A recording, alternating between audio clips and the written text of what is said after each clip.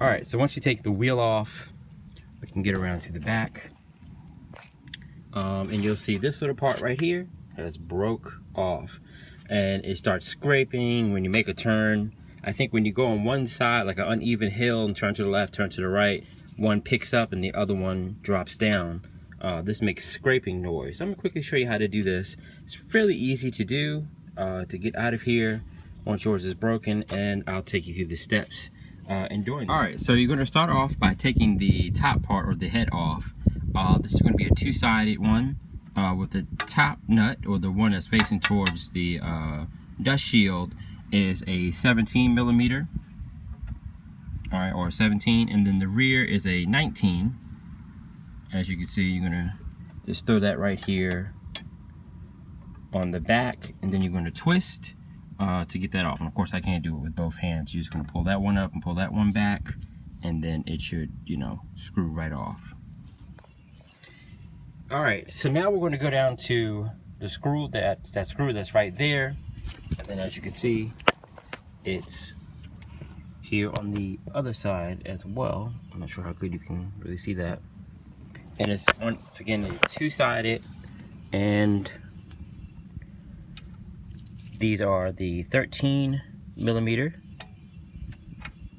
Just go on there and unscrew those by hand or by a tool if you want.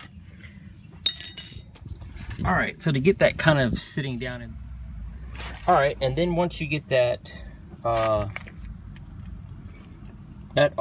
bolt screw all the way through, then you can take the top of the nut and put it back on, which is not really hard. Right, so what you're gonna do next to get this to go inside, you're gonna pull this down, pull the sway bar link down some to kind of meet inside there, and it'll go down, and then pick your screw up, which is a 17 millimeter screw, and you just, I'm not sure how good you can really see what I'm doing. Sorry, I'm trying my best. Let's see if you can see that. I'm trying to look through the camera lens to see. All right, and then you can just tighten up by hand.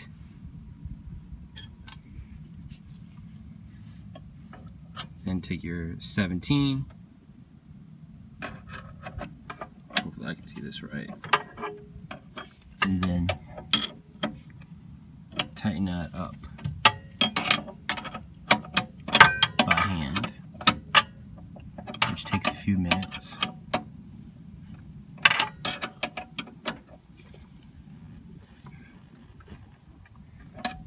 All right.